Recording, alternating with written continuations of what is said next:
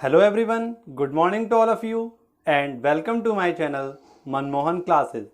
दोस्तों, आज की इस वीडियो में हम बात करेंगे दैनिक समसामयिकी 7 मई 2021 से रिलेटेड सभी मोस्ट इम्पोर्टेंट क्वेश्चनों की, और इन्हीं क्वेश्चनों को आज हम कवर करेंगे और हर क्वेश्चन से रिलेटेड इम्पोर्टेंट फैक्ट भी मैं आपको बताऊंगा।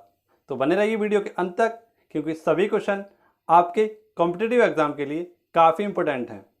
तो आइए चलते हैं आज के हमारे पहले क्वेश्चन की ओर।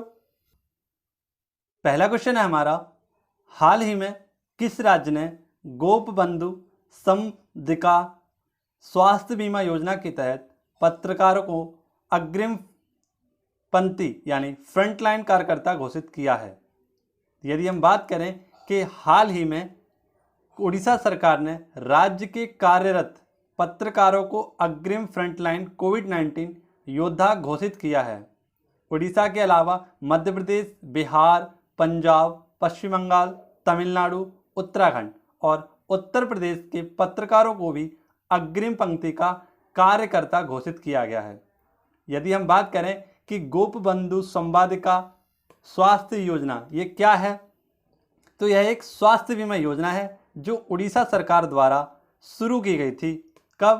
1 जून 2018 को तो यह शुरू की गई थी, और इसी के तहत उड़ीसा सरकार ने हाल ही में फ्रंटलाइन पत्रकारों यानी कि पत्रकारों को फ्रंटलाइन घोषित करने को महत्व दिया है, क्योंकि कोविड-19 के कारण ही लगभग 100 से ज़्यादा अधिक पत्रकारों की मृत्यु हो गई है। और इसके प्रथम चरण में यानी कि उड़ीसा के प्रथम चरण की वैक्सीन में अब पत्रकारों को भी पहले वैक्सीन लगाई जाएगी, और इसी के साथ उन्हें 2 लाख रुपए का बीमा भी दिया जाएगा। और यह किस योजना के तहत? तो गोपबंधु संवादिका योजना के तहत सभी पत्रकारों को 2 लाख रुपए और पहली वैक्सीनेशन प्रदान की जाएगी। यदि हम बात करें कि गोपबंधु दास ये कौन थे, तो इस योजना का नाम गोपबंधु दास के नाम पर रखा गया था, और गोपबंधु दास उत्कलमणि नाम से प्रचलित थे। वे उड़ीसा के एक लोकप्रिय सुधारक और सामाजिक कार्यकर्ता थे। उन्होंने वर्ष 1910 में सत्यवादी नामक जागरूक पत्रिका भी निकाली थी, और उन्हीं के नाम पर उड़ीसा के मुख्यमंत्री नवीन पटनायक जी ने हाल ही में यह घोषणा की है। आइए देखते हैं इस योजना को। तो इसके तहत नवीन पटनायक जी ने यह घोषणा की है उड़ीसा सरकार के द्वारा। यदि हम बात करें उड़ीसा की, तो उड़ीसा के गवर्नर हैं गणेशी लाल। उड़ीसा को ही हम उत्कल दिवस यानी उड़ीसा का जो उत्कल दिवस है उसे हम 1 अप्रैल को मनाते हैं, जैसे हाल ही में मनाया गया था। यदि हम बात करें कि Orissa hero to animal award भी नवीन पटनायक को दिया गया था।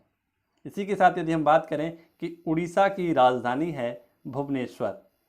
उड़ीसा की राजधानी है भुवनेश्वर, जो कि 10वीं या यूँ कहें पहली फर्स्ट स्मार्ट सिटी है।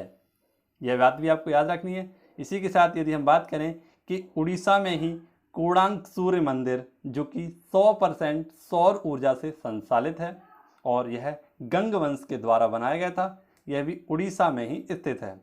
और इस कोणार्क मंदिर को हम ब्लैक पगोड़ा के नाम से भी जानते हैं। ये कुछ चीज़ें आपको याद रखनी है, कुछ फैक्ट आपको याद रखने हैं उड़ीसा से। आइए बढ़ते हैं हम नेक्स्ट क्वेश्चन की ओर। नेक्स्ट क्वेश्चन हमारा क्वेश्चन नंबर 2 काफ़ी इंपॉर्टेंट क्वेश्चन है, और यह खुशखबरी भी है।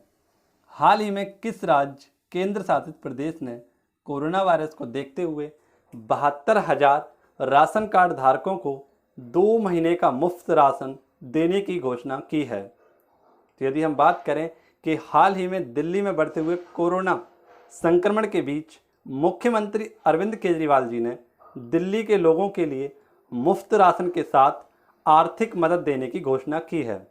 और केजरीवाल सरकार ने 4 मई 2021 को कहा कि दिल्ली सरकार द्वारा 72 लाख राशन कार्ड धारकों को 2 महीने का फ्री राशन देगी। और इसी के बीच उन्होंने यह भी कहा कि लॉकडाउन के चलते गरीबों को सबसे ज़्यादा आर्थिक मुसीबत का सामना करना पड़ता है, जिसकी वजह से उन्होंने दिल्ली में रह रहे प्रमुख ऑटो चालक और तथा मजदूर वर्ग के लोगों को 5,000 रुपये आर्थिक मदद करने की भी बात कही है। और दिल्ली सरकार इस सप्ताह काफ़ी कंस्ट्रक्शन कार्य कर रहे मजदूरों के लिए भी काफ़ी वर्क कर रही है, और इसी के चलते उन्होंने मजदूरों को और गरीब लोगों को 72,000 कार्ड धारकों को मुफ्त में 2 महीने राशन देने की घोषणा की है, और आर्थिक मदद में 5,000 रुपये देने की भी घोषणा की है। कितने? तो 5,000 रुपये। आइए, ये है कोरोना संकट के चलते आर्थिक मदद करने का ऐलान किया गया है। किसके द्वारा? तो यह किया गया है अरविंद केजरीवाल, दिल्ली के मुख्यमंत्री हैं ये। नेक्स्ट क्वेश्चन हमारा काफ़ी इंपॉर्टेंट क्वेश्चन है, आइए चर्चा करते हैं इस क्वेश्चन पर भी। 7 मई 2021 को तमिलनाडु के मुख्यमंत्री पद की शपथ M.K. स्टालिन को किस राज्यपाल द्वारा दिलाई गई है? तो यदि हम बात करें कि M.K. स्टालिन, जिनका पूरा नाम द्रविड़ मुनेंद्र कंगडम है और इन्हें हम DMK नाम से भी जानते हैं, और इन्हीं को 7 मई 2021 को तमिलनाडु पद की शपथ यहाँ के राज्यपाल बनवारीलाल पुरोहित के द्वारा दिलाई गई है। DMK, यदि हम बात करें कि यह M.K. स्टालिन को राजभवन में शपथ दिलाएंगे। DMK प्रमुख M.K. स्टालिन 4 मई को विधायक दल का नेता चुन लिए गए थे, और राजभवन द्वारा इन्हें 5 मई 2021 को दी गई जानकारी के अनुसार विधायक दल का नेता चुने जाने का पत्र सौंपने के बाद राज्यपाल जी ने इन्हें शपथ दिलाई। जैसा कि आप चित्र में देख सकते हैं, ये हैं M.K. स्टालिन और ये हैं बनवारीलाल पुरोहित। आइए देखते हैं इन्हें चित्र की सहायता से। कुछ इस प्रकार से इन्हें ये पत्र दिया जा रहा है, और ये हैं स्टालिन, M.K. स्टालिन जी, जो कि करुणानिधि के बेटे हैं। करुणानिधि के ये बेटे हैं, और हाल ही में इन्हें यह दिया जा रहा है। करुणानिधि की पार्टी के रूप में इन्हें इनके बेटे M.K. स्टालिन जी को तमिलनाडु के मुख्यमंत्री पद की शपथ आज ही के दिन दिलाई जाएगी। यदि हम बात करें कि यह हैं तमिलनाडु के मुख्यमंत्री, इसी बीच हम यदि अन्य मुख्यमंत्रियों की बात करें, तो यदि हम बात करें कि गोवा के मुख्यमंत्री कौन हैं, तो गोवा के मुख्यमंत्री हैं प्रमोद कुमार सावंत। यदि हम बात करें कि बिहार के मुख्यमंत्री कौन हैं, तो हाल ही में 2020 में इन्होंने भी मुख्यमंत्री पद की शपथ ली थी। ये हैं नीतीश कुमार। नीतीश कुमार बिहार के मुख्यमंत्री। वहीं पर यदि हम बात करें महाराष्ट्र के मुख्यमंत्री का नाम क्या है, तो महाराष्ट्र के मुख्यमंत्री का नाम है उद्धव ठाकरे। उद्धव ठाकरे। यदि हम बात करें कि उड़ीसा, तो ये तो हैं उड़ीसा के नवीन पटनायक। पिछले क्वेश्चन में मैंने आपको बताया था, उड़ीसा के CM जो हैं वह हैं नवीन पटनायक। इसी के साथ यदि हम बात करें छत्तीसगढ़ के CM का नाम क्या है, तो छत्तीसगढ़ के CM का नाम है भूपेंद्र बघेल। भूपेंद्र बघेल यहाँ के मुख्यमंत्री का नाम है। इसी के साथ यदि हम बात करें हरियाणा के मुख्यमंत्री का नाम क्या है, तो हरियाणा के मुख्यमंत्री का नाम है मनोहर लाल खट्टर। जी हाँ दोस्तों, यहाँ के मुख्यमंत्री का नाम मनोहर लाल खट्टर है। वहीं पर यदि हम बात करें असम के मुख्यमंत्री का नाम क्या है, तो असम के मुख्यमंत्री सर्बानंद सोनोवाल जी हैं। तो ये कुछ मुख्यमंत्री जो कि मैंने आपको इस क्वेश्चन में समझाने की कोशिश की है, बताने की कोशिश की है। आप इन्हें भी अपनी कॉपी में नोट डाउन कर लीजिए, क्योंकि सारे के सारे कॉम्पिटिटिव एग्जाम के लिए काफ़ी इंपॉर्टेंट साबित हो सकते हैं। आइए बढ़ते हैं नेक्स्ट क्वेश्चन की ओर। नेक्स्ट क्वेश्चन हमारा और परीक्षा की दृष्टि से काफ़ी इंपॉर्टेंट क्वेश्चन है, क्वेश्चन नंबर 4। आइए चर्चा करते हैं इस क्वेश्चन पर। UNESCO world press freedom prize 2021 से किसे सम्मानित किया गया है? तो यदि हम बात करें कि 3 मई 2021 को विश्व प्रेस स्वतंत्रता दिवस के अवसर पर संगठन महानिदेशक द्वारा खोजी पत्रिका और फिलीपींस के मीडिया कार्यकर्ता मारिया रेसा को यह सम्मान दिलाया गया है। यूनेस्को यह प्राइज फ्रीडम 2021 यह पत्रकार हैं और यह पत्रकार का जो 2019 का, यानी यह पत्रकार 2021 का है, इससे पहले यह 2019 में दिया गया था। तो यह दिया गया था क्याव सो ओवा लोनकोम। यह म्यांमार के एक पत्रकार हैं और इस बार 2021 का यह मारियो रेसा जी को दिया गया है। यह किसका? तो वर्ल्ड प्रेस फ्रीडम प्राइज 2021 यह जो अवार्ड है यह यूनेस्को द्वारा प्रदान किया जाता है और इस बार यह मारिया रेसा को दिया गया है। UNESCO Guillermo Cano World press freedom Prize एक व्यक्ति, संगठन या संस्थान को दिया जाता है और इस बार इसमें राशि दी गई है $25,000 की। कितने? तो $25,000 की इसमें जो धनराशि दी गई है वह इसकी प्राइज राशि है। इस पुरस्कार का नाम कोलंबिया के पत्रकार गिलेर्मो कैनो इलाजा के नाम पर रखा गया है और 17 दिसंबर 1986 को इन्हें गोली मारकर हत्या कर दी गई थी और इन्हीं के लिए याद में यह वर्ल्ड प्रेस फ्रीडम प्राइज पुरस्कार प्रदान किया जाता है और यह मारिया रेसा को दिया गया है। आइए देखते हैं मारिया रेसा जी। ये हैं मारियो रेसा जी और यह एक पत्रकार हैं। यह पत्रकार और एक संस्था को दिया जाता है। यह मारिया रेसा हैं, इन्हें यह दिया गया है और किसके द्वारा दिया गया है? तो यूनेस्को के द्वारा यह दिया गया है। आइए बात करते हैं, हम चर्चा करते हैं यूनेस्को से संबंधित प्रमुख प्रश्नों पर। यदि हम बात करें यूनेस्को की, तो UNESCO United Nation Education Scientific and Cultural Organization, यह संयुक्त राष्ट्र संघ की सबसे महत्वपूर्ण संस्था है और सन 1945 में इसका गठन किया गया था। इसका जो प्रधान कार्यालय या इसका हेडक्वार्टर जो स्थित है वह फ्रांस पेरिस में स्थित है, यह आपको याद रखना है। और इसमें वर्तमान समय में 80 सदस्य देशों की संख्या है। इस संस्था के प्रमुख कार्य जो होते हैं वो ग्रामीण क्षेत्रों में पूर्ण शिक्षा का प्रसार करना तथा जीवन स्तर को ऊंचे उठाना और विभिन्न स्थलों को अपने सूची में रखना, यह इसका कार्य होते हैं। आइए बढ़ते हैं नेक्स्ट क्वेश्चन की ओर। नेक्स्ट क्वेश्चन हमारा क्वेश्चन नंबर 5। मार्क सेल्वी चौथी बार विश्व चैंपियन बने हैं, यह किस खेल से संबंधित हैं? तो यदि हम बात करें कि स्नूकर में अंग्रेजी पेशेवर खिलाड़ी मार्क सेल्वी चौथी बार विश्व चैंपियन बने हैं। उन्होंने सान मर्फी को 18-15 से हराकर चैंपियनशिप को अपने नाम किया है। जैसा कि आपने मूवी में देखा होगा, यह गेम टेबल पर खड़े होकर खेला जाता है और इस टेबल पर कई सारी बॉलों के साथ उसे स्टिक से मारा जाता है और इसी खेल में इन्होंने 18-15 से जीत हासिल कर चौथी बार विश्व चैंपियंस बने हैं। यह किससे संबंधित है? तो एक खेल है जो टेबल पर खेला जाता है, उसका नाम है स्नूकर और इसे डंडे से मारा जाता है, स्टिकर या स्टिक से इसे मारा जाता है। स्नूकर चैंपियनशिप इन्होंने 4 बार जीत ली है। इस चैंपियनशिप का आयोजन सर्वप्रथम 1927 में किया गया था और यह कहाँ पर? तो स्नूकर एसोसिएशन इस चैंपियनशिप का आयोजन करता है। यह एक खेल क्यू है और क्यू स्पोर्ट को बिलियर्ड खेल भी कहा जाता है। वे विभिन्न प्रकार के खेल हैं जो क्यू स्टिक के साथ खेले जाते हैं। यह 4 पॉकेट या 6 पॉकेट के साथ एक मेज पर खेला जाता है। तो इसे हम क्या कहते हैं? तो क्यू स्टिक गेम कहते हैं स्नूकर को, जो कि टेबल पर खेले जाते हैं। आशा करता हूँ आपको यह क्वेश्चन समझ में आएगा। आइए देखते हैं मार्क सेल्वी जी को। ये हैं मार्क सेल्वी जी, जिन्हें हाल ही में यह पुरस्कार या यह विश्व चैंपियनशिप प्राप्त की है। बढ़ते हैं नेक्स्ट क्वेश्चन की ओर।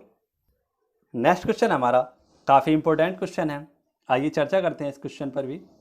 तो हाल ही में राष्ट्रीय लोकदल RLD के राष्ट्रीय अध्यक्ष और पूर्व केंद्रीय मंत्री का निधन हुआ है। यह कौन है? तो यदि हम बात करें 6 मई 2021 को राष्ट्रीय लोकदल के राष्ट्रीय अध्यक्ष और पूर्व केंद्रीय मंत्री अदित चौधरी जी का निधन हो गया है। ये कितने साल के थे? तो 82 वर्ष की उम्र में इनका निधन हो गया है और अजीत सिंह चौधरी 22 अप्रैल 2021 को कोरोना संक्रमित हुए थे। इसके बाद उनके फेफड़ों में संक्रमण तेजी से फैल गया और इसी के चलते इनकी निधन हो गई। यह पूर्व केंद्रीय मंत्री रह चुके थे और राष्ट्रीय लोक दल के राष्ट्रीय अध्यक्ष भी यह रह चुके थे। अजीत सिंह पूर्व प्रधानमंत्री चौधरी चरण सिंह के बेटे थे और चौधरी अजीत सिंह ने वर्ष 1986 से राजनीति सफर शुरू किया था।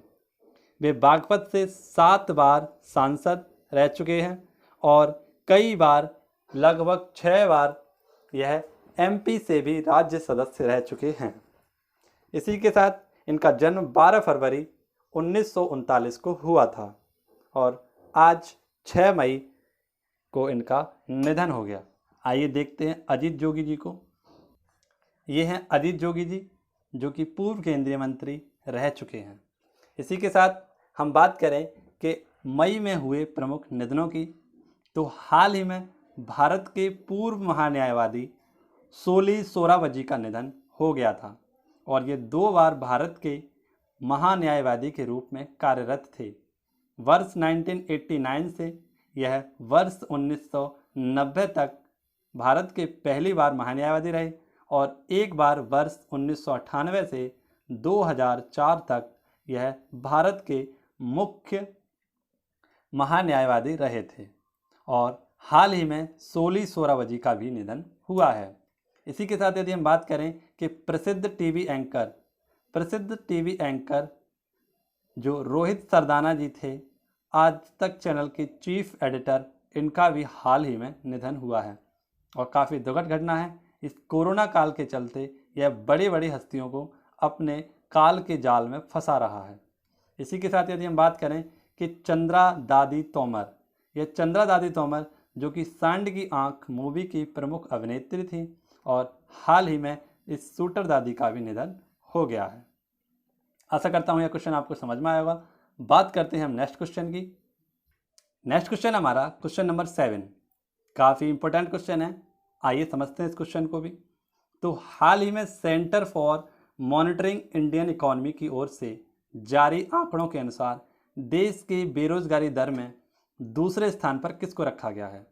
यदि हम बात करें कि हाल ही में centre for Monitoring Indian economy CMAE इसके द्वारा एक आंकड़ा जारी किया गया है और इन आंकड़ों के मुकाबले सर्वाधिक अप्रैल माह में जो बेरोजगारी देखी गई है वह हरियाणा, राजस्थान और दिल्ली में देखी गई है।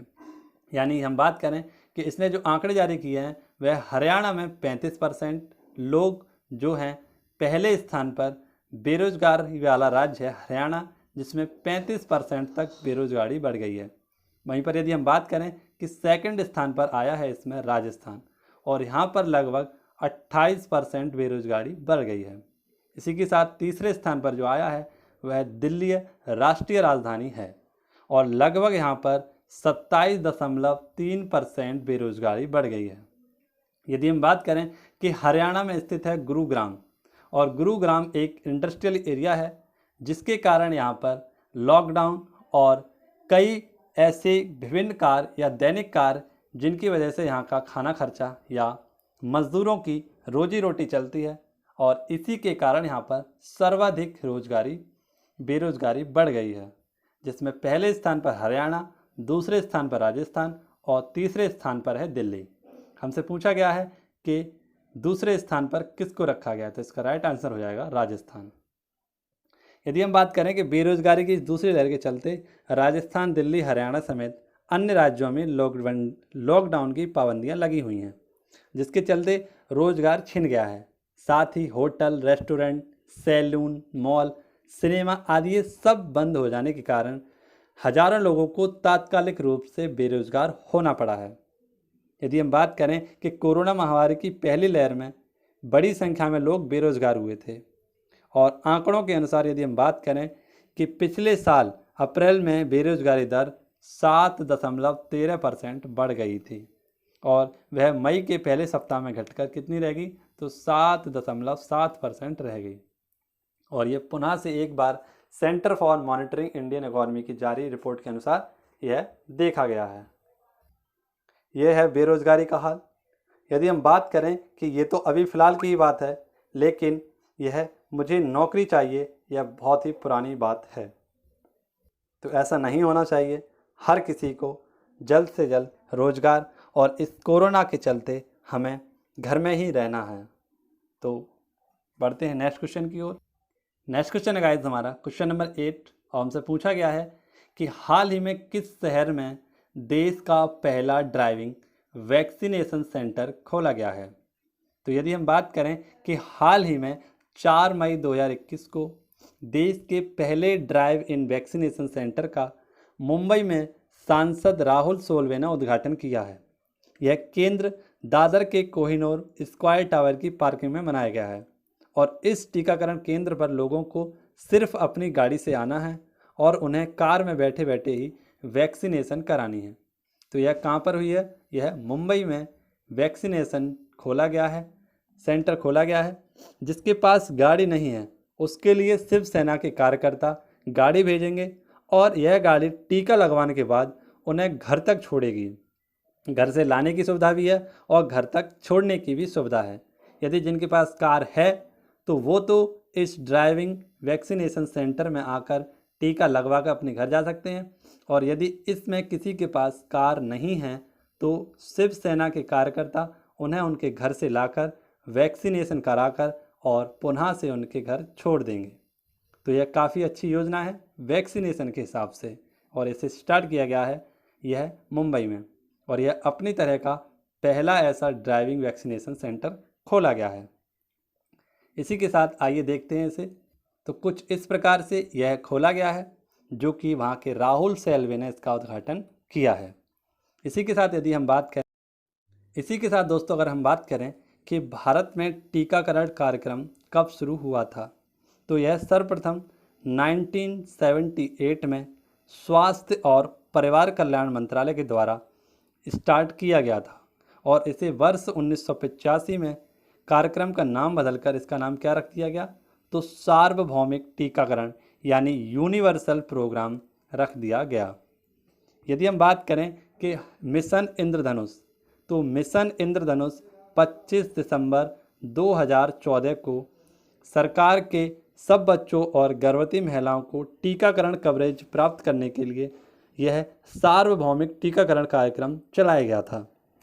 और विश्व का सबसे बड़ा टीकाकरण कार्यक्रम हाल ही में 16 जनवरी 2021 को स्टार्ट किया गया था, जिसके पहले चरण में सभी फ्रंटलाइन कार्यकर्ताओं को टीकाकरण सुविधा कराई गई थी। और इसी क्रम में एम्स के कर्मचारी मनीष कुमार जी को पहला कोविड वैक्सीन लगाया गया था। किसे? तो मनीष कुमार को पहला कोविड वैक्सीन लगाया गया था। यह काफ़ी इंपॉर्टेंट क्वेश्चन है करंट के हिसाब से, तो इसे भी आपको अपनी कॉपी में नोट डाउन करना है। बात करते हैं हम नेक्स्ट क्वेश्चन की। नेक्स्ट क्वेश्चन है और काफ़ी इंपॉर्टेंट क्वेश्चन है, आइए चर्चा करते हैं इस क्वेश्चन पर भी। हाल ही में किस अंतरिक्ष एजेंसी के मिशन ने पार्कर सोलर प्रोब मिशन के तहत शुक्र ग्रह पर प्राकृतिक रेडियो सिग्नल की खोज की है? तो जैसा कि आपको पता है कि यह मिशन नासा के द्वारा चलाया जा रहा है, यानी इस मिशन को 2018 में शुरू किया गया था, और इस मिशन को डेल्टा रॉकेट द्वारा प्रक्षेपित कर इसे सूर्य की वातावरण में प्रवेश कराया जाना था, और इसे कुल 7 वर्षों का समय लगने वाला था।